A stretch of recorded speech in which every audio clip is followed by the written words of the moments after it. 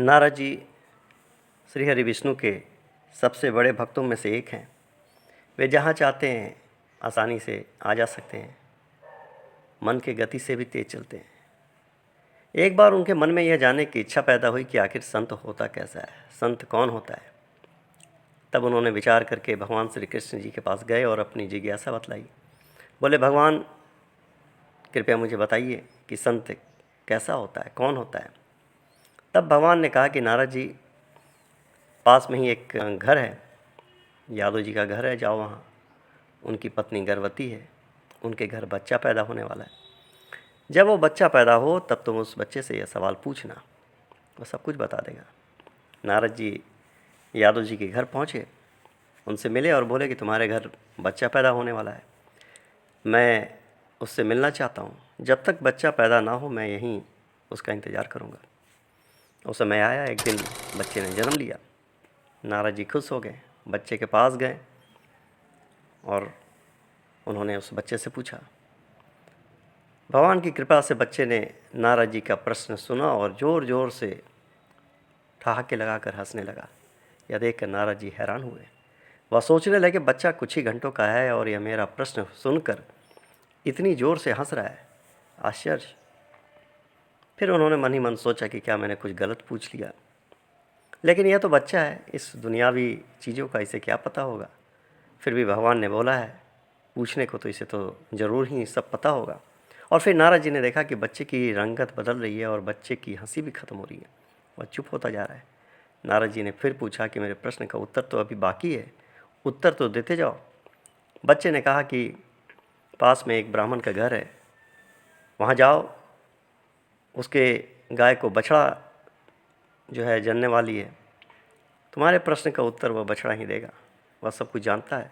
और यह कहते ही कहते बच्चे ने अपना शरीर त्याग दिया, उसके प्राण निकल गए। यह देखकर नारद जी हैरान हुए, जब मेरे प्रश्न का उत्तर एक मानव नहीं दे सका तो एक बछड़ा कैसे देगा। मन में वो विचार करते हुए फिर निराश हुए। फिर भी बच्चे ने कहा था, इसलिए वो ब्राह्मण के घर गए। बछड़े ने जन्म लिया। उसने फिर जो है नारद जी ने उनसे अपना प्रश्न पूछा कि संत कैसा होना चाहिए, संत कौन होता है। बछड़े ने ध्यान से नारद जी का प्रश्न सुना और फिर मनुष्य की आवाज़ में बछड़ा फिर हंस दिया। कहने लगा, नारद जी, आपके प्रश्न का उत्तर मैं नहीं दे सकता। आपके प्रश्न का उत्तर इस नगरी के राजा के घर पर पैदा होने वाला जो बच्चा है वही देगा। और कहते कहते बछड़े ने भी प्राण त्याग दिए। नारद जी बहुत हैरान हुए।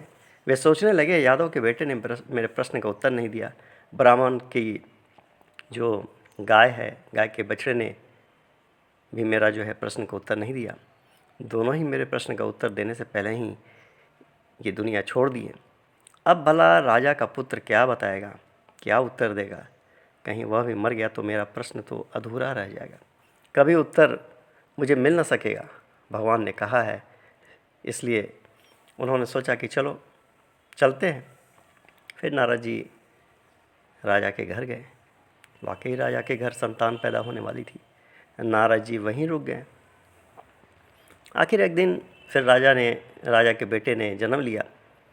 नारद जी शिशु के पास गए, अपना वही प्रश्न दोहराया। कहा कि संत कैसा होना चाहिए, संत कौन होता है। प्रश्न वहाँ बैठे राजा भी सुन रहे थे, सोच रहे थे कि नारद जी के प्रश्न का उत्तर भला यह बच्चा कैसे दे सकता है। लेकिन उन्होंने स्वयं देखा कि नारद जी का प्रश्न सुनते ही बच्चा खिलखिलाकर हंस दिया और बच्चे के हंसने के साथ ही उसकी रंगत भी बदलने लगी, आवाज़ धीमी पड़ने लगी, हाथ पांव ढीले होने लगे, शिथिल होने लगे। यह देख नारद जी डर गए। राजा भी डरा, कांपा, कहा कि कहीं मेरा बेटा मर तो नहीं रहा।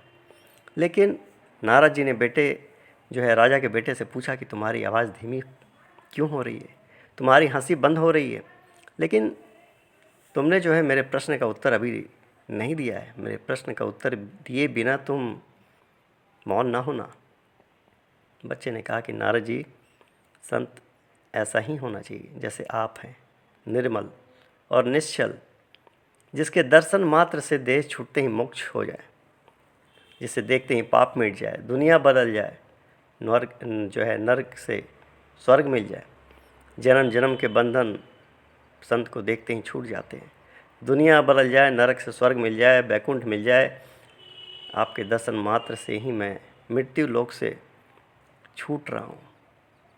इससे पहले मैं एक यादव के घर जन्मा था, वहाँ मैंने आपके दर्शन किए।